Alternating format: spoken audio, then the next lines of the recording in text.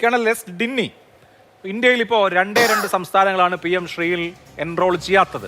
ഒന്ന് കേരളം, രണ്ട് തമിഴ്നാട്. തമിഴ്നാട് ഇന്ന് അവരുടെ നയപ്രഖ്യാപനത്തിൽ വളരെ വ്യക്തമായി ഞങ്ങൾ ഇല്ല എന്ന് പറയുകയും ചെയ്തിട്ടുണ്ട്. കേരളം വേണം വേണ്ട എന്ന കൺഫ്യൂഷനിൽ നിൽക്കുകയാണ്. എന്തായാലും മന്ത്രിസഭാ അംഗങ്ങളെ വിശ്വസിക്കാമെങ്കിൽ വേണം എന്ന തീരുമാനത്തിലേക്ക് അവർ എത്തുകയാണ്.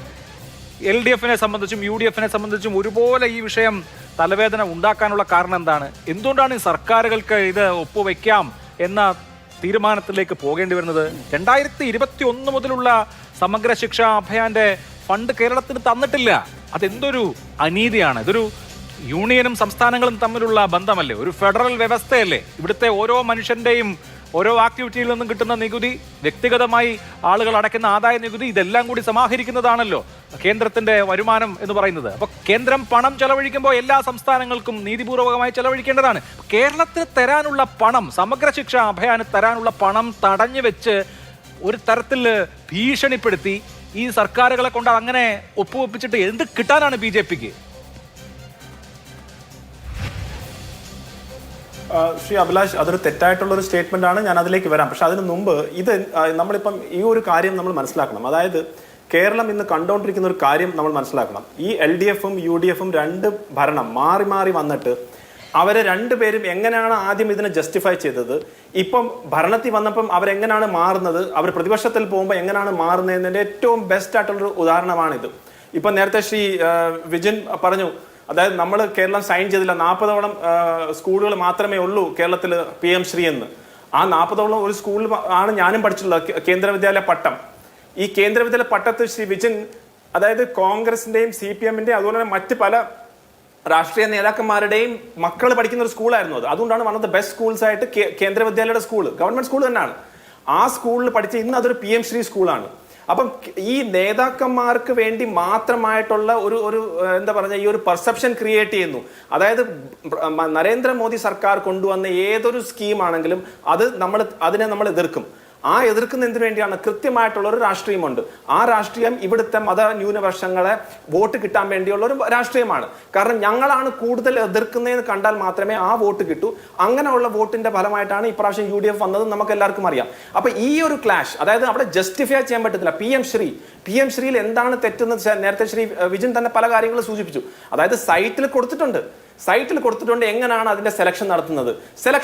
സ്റ്റേറ്റ് ഗവൺമെന്റ് ആണ്. സ്റ്റേറ്റ് ഗവൺമെന്റ് ഒരു കോമ്പറ്റീഷൻ ആയിട്ട് നടത്തി സ്റ്റേറ്റ് ഗവൺമെന്റ് തീരുമാനിക്കാം ഏതൊക്കെ സ്കൂളുകൾ. ഇനി കരിക്കുലത്തിന്റെ അല്ലെങ്കിൽ സിലബസ് ആണല്ലോ കൂടുതൽ ഇമ്പോർട്ടന്റ്. Curriculum broader ഫ്രെയിംവർക്കാണ്. ആ കരിക്കുലവും സിലബസും തീരുമാനിക്കുന്ന സ്റ്റേറ്റ് ഗവൺമെന്റിന് തന്നെയാണ്. സ്റ്റേറ്റ് ഗവൺമെന്റ് സിലബസ് തന്നെയാണ് വരാൻ പോകുന്ന ആ സ്കൂളിൽ. അതിലും യാതൊരു മാറ്റമില്ല. അതും ആ സൈറ്റിലും കൊടുത്തിട്ടുണ്ട്. അപ്പൊ പിന്നെ പ്രശ്നം എവിടെയാണ്? അപ്പൊ പ്രശ്നം ഒന്നുമല്ല. ഒരു PM ശ്രീ സ്കൂൾ വരെയാണെങ്കിൽ ഏകദേശം 1 കോടിയോളം രൂപ കിട്ടാനുള്ള ഒരു സ്കൂളാണ്. ആ സ്കൂളിൽ ബേസിക് ഇൻഫ്രാസ്ട്രക്ചർ തൊട്ട് ഏറ്റവും ആധുനികമായിട്ടുള്ള ടെക്നോളജി വെച്ച് ചെയ്യാൻ പറ്റുന്ന കാര്യങ്ങളാണ് അവിടെ വരുന്നത്. അതല്ലാതെ അവിടെ സിലബസ് പ്രത്യേകമായിട്ടല്ല. PM ശ്രീ സ്കൂളിലും സ്റ്റേറ്റ് ഗവൺമെന്റ് മറ്റു സ്കൂളിലും എല്ലാ സിലബസും ഒന്ന് തന്നെയാണ്. അവിടെ വരാൻ പോകുന്ന വെച്ചാൽ ഏറ്റവും ബെസ്റ്റ് ആയിട്ടുള്ള ഇപ്പോൾ അവൈലബിൾ ആയിട്ടുള്ള ടെക്നോളജിയും അതുപോലെ തന്നെ പഠിപ്പിക്കുന്ന രീതികളിൽ മാറ്റം വരും. പെഡഗോഗി എന്ന് പറയും, എങ്ങനെ പഠിപ്പിക്കണം അതിന് മാറ്റം വരും. അത് മാത്രമേ ഉള്ളൂ, അല്ലാതെ സിലബസിനൊന്നും മാറ്റം. ഇതെല്ലാം പഠിച്ച് ഇരുട്ടാണ് ബഹുമാനപ്പെട്ട ശിവൻകുട്ടി മന്ത്രിയായിരുന്നപ്പോൾ അദ്ദേഹം അത് തന്നെയാണ് പറഞ്ഞത്. ഇപ്പം നമ്മുടെ ബഹുമാനപ്പെട്ട മുഖ്യമന്ത്രിയും പറയുന്നത് അതാണ്. കാരണം ഇവരെല്ലാം എന്തൊക്കെയോ വലിയ സംഭവമാണ് ഇത്, ഇതിനകത്ത് എന്തൊക്കെയോ കാര്യമുണ്ടെന്ന് പറഞ്ഞപ്പോൾ വാസ്തവത്തിൽ അതിനകത്തൊന്നും ഇല്ല എന്ന് മനസ്സിലാക്കി. അത് ഇല്ലാത്തതുകൊണ്ട് ഇത് സൈൻ ചെയ്താൽ നമ്മുടെ കുട്ടികൾക്ക് നഷ്ടം വരും എന്നുകൊണ്ടെന്ന് മാത്രമാണോ അവർ ഇപ്പൊ അത് ആ U-ടേൺ എടുക്കുന്നതെന്ന് എനിക്ക് സംശയമുണ്ട്. പക്ഷെ എന്നാലും അങ്ങനെയുള്ള ഒരു വാസ്തവം കേരളം മനസ്സിലാക്കണം. അതായത് ബാക്കിയുള്ള സ്കൂൾ, നേരത്തെ തെലങ്കാനയുടെ കാര്യം പറഞ്ഞു, 800ഓളം സ്കൂൾ അവിടെ സൈൻ ചെയ്തിട്ടുണ്ട്. അതിനകത്ത് ഏകദേശം 800-ന് മുകളിൽ കോടി അവർക്ക് പൈസയും കിട്ടിയിട്ടുണ്ട്. രാജസ്ഥാൻ കോൺഗ്രസ് ഭരണത്തിന് സമയത്ത് അവിടെ സൈൻ ചെയ്തിട്ടുണ്ട്. കർണാടകത്തിൽ ഇപ്പം കോൺഗ്രസ് സംബന്ധിച്ചിട്ടുണ്ട്. ഒഡീഷയിൽ BJP ഗവൺമെന്റ് അല്ലായിരുന്നു, ബിജു ജനതാദൾ പാർട്ടിയായിരുന്നു, അവരും സൈൻ ചെയ്തു. അപ്പൊ BJP അല്ലാത്ത സ്റ്റേറ്റ്സ് വരെ അതിനകത്ത് സൈൻ ചെയ്തു. ഇവിടെ രാഷ്ട്രീയപരമായിട്ടുള്ള ഒരു കാര്യം കൊണ്ടാണ് വന്നത്. ഇനി അങ്ങയുടെ ചോദ്യത്തിലേക്ക്, എന്തുകൊണ്ട് ഈ SSAയുടെ ഫണ്ട് തടഞ്ഞു? നോക്കൂ, ഇന്ന് നമ്മുടെ സുപ്രീം കോടതിയിൽ ഒരു അഫിഡവിറ്റ് സെൻട്രൽ ഗവൺമെന്റ് പാസ് ചെയ്തിട്ട് കൊടുത്തിട്ടുണ്ടായിരുന്നു.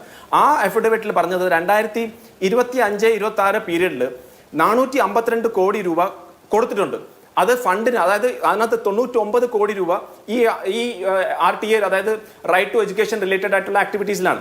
ഇനി 2024-25 കൊടുത്തിട്ടില്ല. എന്തുകൊണ്ടാണ് കൊടുക്കാത്തത്? അന്ന് കൊടുക്കാത്തത് ഞാൻ ഡോക്യുമെന്റേഷൻ ചെയ്തിട്ടില്ല. 4 കാര്യങ്ങൾ ചെയ്താൽ മാത്രമേ നമുക്ക് ഫണ്ട് കിട്ടത്തുള്ളൂ. ഒന്ന്, നമ്മൾ ആനുവൽ വർക്ക് പ്ലാൻ സബ്മിറ്റ് ചെയ്യണം, നമ്മൾ എന്തൊക്കെയാണ് ചെയ്യാൻ പോകുന്നത് എന്നുള്ളത്. രണ്ടാമത്, ആവശ്യമുള്ള ഡോക്യുമെന്റേഷൻ നമ്മൾ കൊടുത്തേ പറ്റത്തുള്ളൂ.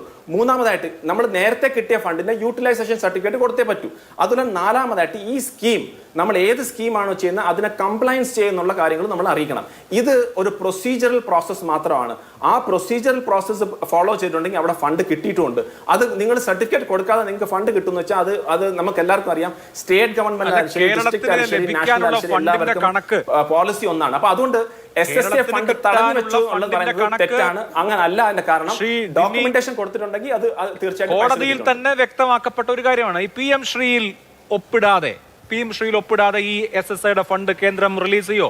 തമിഴ്നാടിനെ സംബന്ധിച്ചോ, തമിഴ്നാടിന് 3200 കോടി രൂപയാണ് SSA ഫണ്ട് കിട്ടാനുള്ളത്. കേരളത്തിന് 1171 കോടി രൂപ കിട്ടാനുണ്ട്. അപ്പോൾ PM ശ്രീയിൽ ഒപ്പിടും എന്ന ഘട്ടം വന്നപ്പോൾ ധാരണാപത്രം ഒപ്പുവയ്ക്കുന്നതിനും ധാരണാപത്രം മരവിപ്പിക്കുന്നതിനും ഇടയ്ക്കുള്ള ഇടവേളയിൽ തന്നെ 99 കോടി 27 ലക്ഷം രൂപ റിലീസ് ചെയ്തല്ലോ.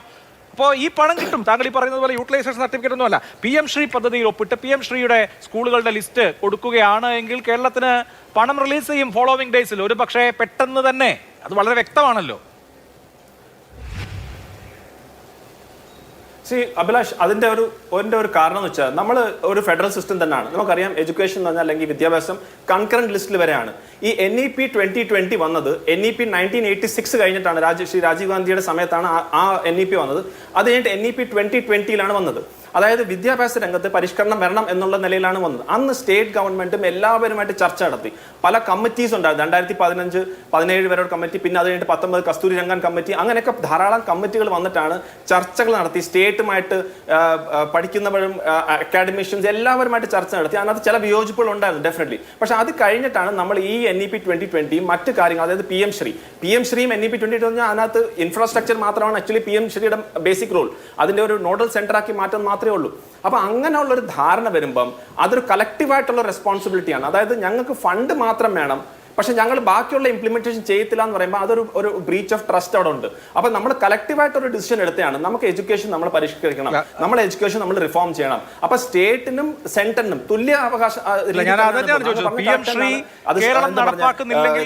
അർഹതപ്പെട്ടതാണ്. ഇത് ആരുടെയും ഫണ്ട് നമ്മുടെ തന്നെ ഫണ്ടാണ്. നമ്മൾ കൊടുക്കുന്നത് ആരുടെയും ഔദാര്യം പോലും അല്ല. പക്ഷേ സ്കൂളുകളുടെ മെച്ചപ്പെടുത്തലിന് വേണ്ടി, സ്കൂളുകളുടെ ഇൻഫ്രാസ്ട്രക്ചറൽ വികസനത്തിന് വേണ്ടി PM ശ്രീ സ്കൂളുകൾക്ക് കൊടുക്കേണ്ട പണം, കേരളം സ്കൂളുകളുടെ ലിസ്റ്റ് 5 കൊല്ലവും കൊടുക്കാൻ 5 കൊല്ലത്തെയും പണം കിട്ടണ്ട. ഓക്കെ, പക്ഷെ അതിന്റെ പേരിൽ SSA ഫണ്ട് തടഞ്ഞു വെച്ചതിനെ കുറിച്ചാണ് ഞാൻ ചോദിച്ചത്. അന്യഥാ കിട്ടേണ്ട, വിദ്യാഭ്യാസ വകുപ്പിന് കിട്ടേണ്ട പണം അവിടെ തടഞ്ഞു വെച്ചിരിക്കുകയാണ്. അതൊരു സമ്മർദ്ദമായിട്ട് ഈ സർക്കാരിന് മുകളിലുണ്ട്, കഴിഞ്ഞ സർക്കാരിന് മുകളിലും ഉണ്ടായിരുന്നു. അതുകൊണ്ടാണ് ഈ പ്രശ്നം ഇങ്ങനെ വരുന്നത് എന്നുള്ളതാണ്.